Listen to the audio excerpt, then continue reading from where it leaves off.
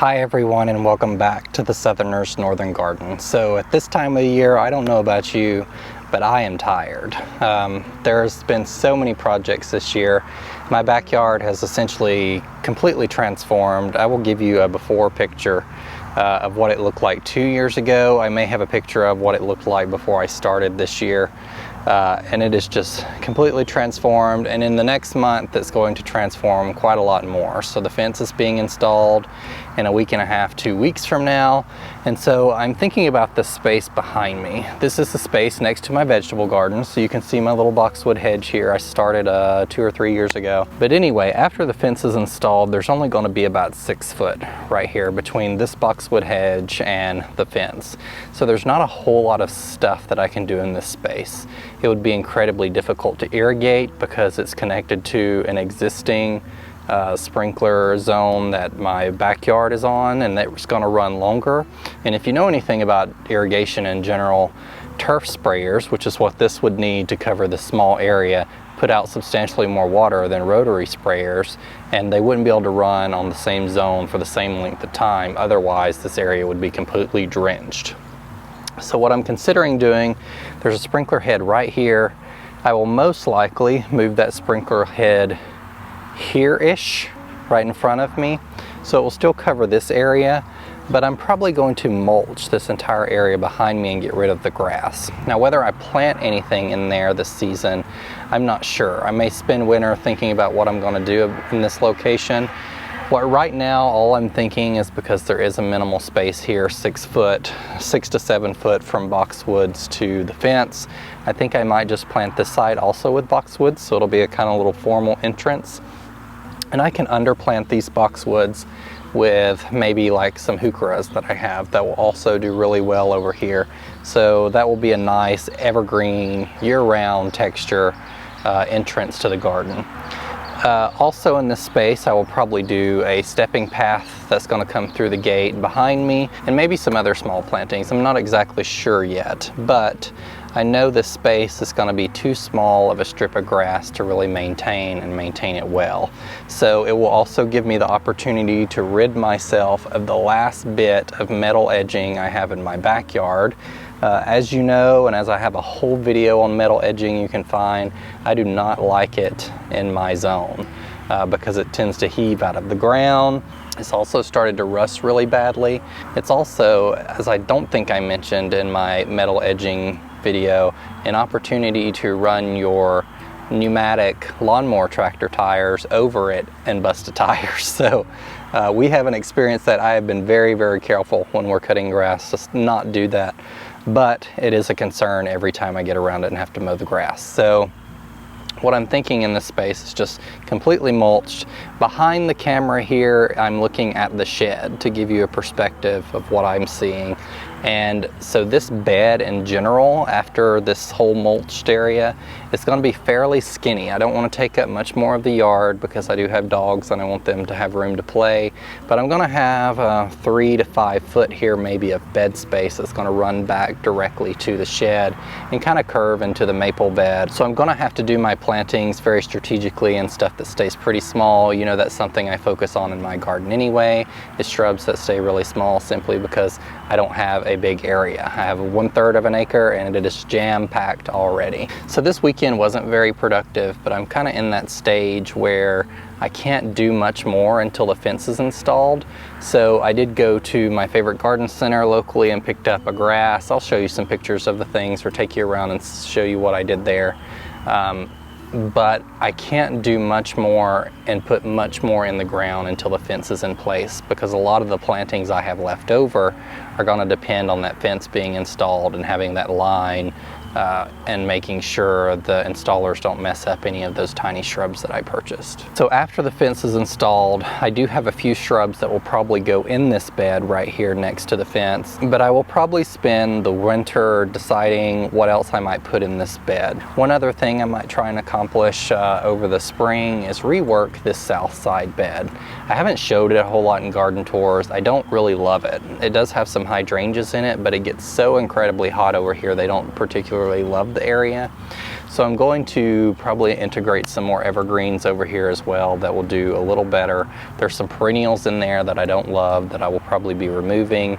There's some lavender on the side over here that is just massive in front of the AC units that I may remove and replace with evergreens instead. And then we have the beautiful 𝗟𝗂𝗲, which you saw in my spring garden tour. And it is absolutely gorgeous in the spring, so it is definitely going to stay, but it's something that doesn't provide a whole lot of interest the rest of the season after it blooms. It's just a green leafy shrub. Those are going to stay where they're at. There is going to be an arbor here, and then I'm going to plant some roses along that arbor as kind of a formal entrance into the backyard. I kind of wanted this area to be a little constrained coming into it because it gives you that very secret garden feel, and that's something I really love about older gardens, the very enclosed feeling. So if you know I'm focusing on that a lot, I'm planting larger shrubs up next to the fence and allowing them to grow up over time, and when I enter the backyard it'll just be kind of like my little oasis home away from home type feeling. So let me take you around and show you a couple of the things I got done this weekend. Like I said, I've got a few things in the ground.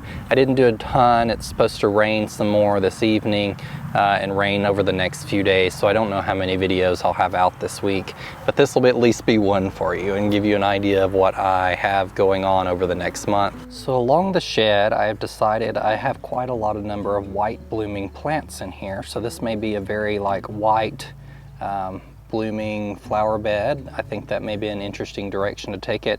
These roses up front are Italian ice roses. I actually had those in containers last winter and they didn't love it. So if you live in a colder zone like me in zone 6, those roses did not do very well in containers. I will say those containers didn't have a lot of soil or insulation around them. They were metal, so they may do better for you if you have a little more protection for them over winter.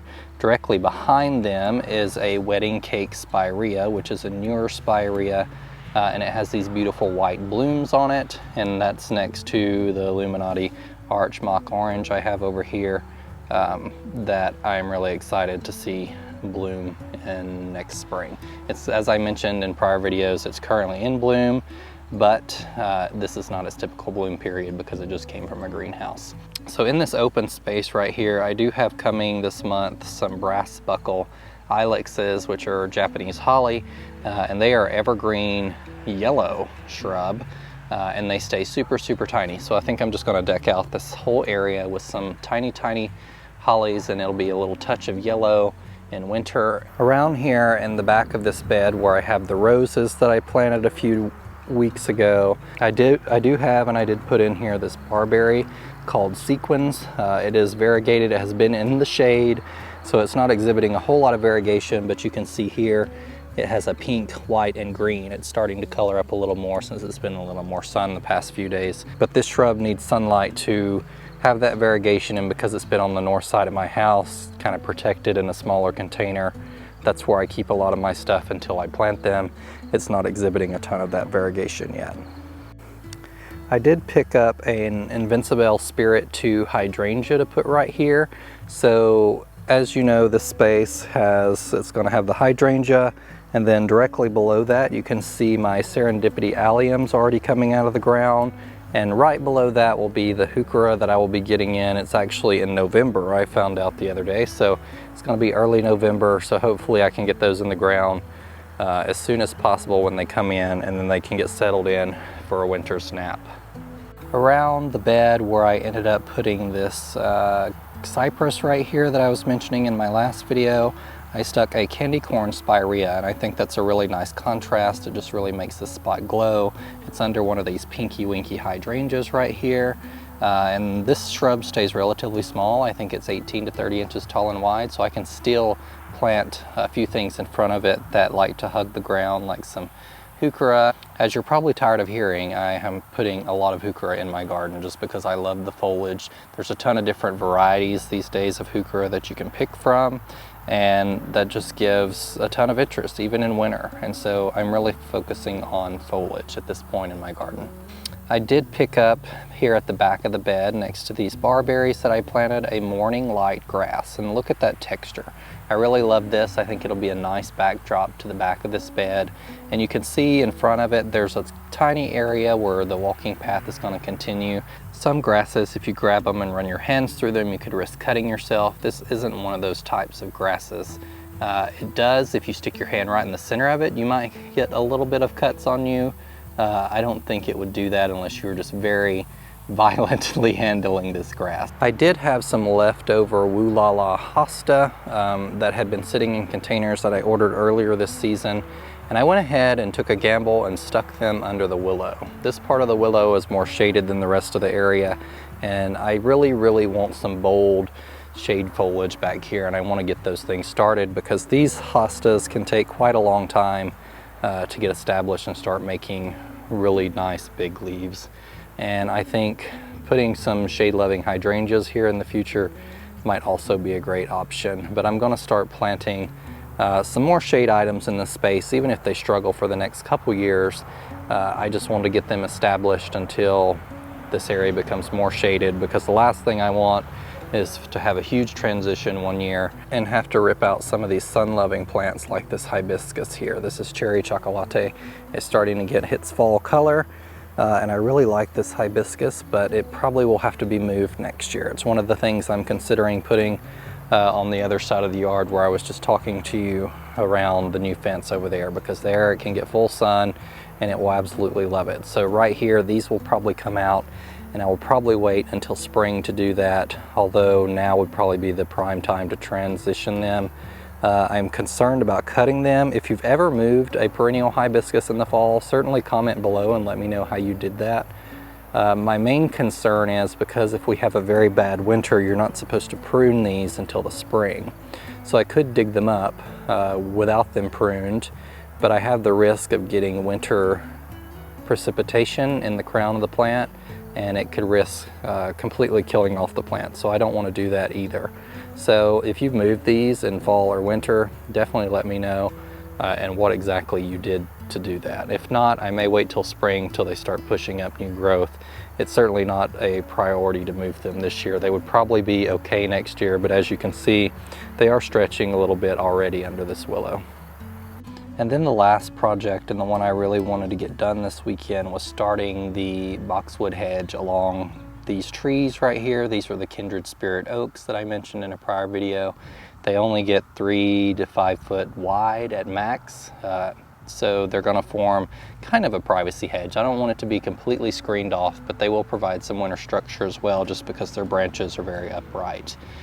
Between them, I ended up planting some more proudberry coralberry. As you know, I love this shrub, and these are tiny plants, but next year you won't even know that they were this size. Proudberry coralberry, if you've never grown it, grows extremely vigorously, and you actually cut it to the ground in early spring, 6 to 12 inches above the ground, and it just produces all these new berries on all its new growth. So it's a really beautiful shrub. It has this nice blue foliage in general during the year, and then it produces little pink berries. So you can see the pink berries on this one actually. So at the end of this bed, it will continue back a little bit. You can see I stopped the boxwoods there until the fence is installed, and then I'll either curve this bed or run it straight depending on the fence line and how the gate works out in this area. But I planted an Arctic Sun Dogwood. So dogwoods can survive in really damp soil.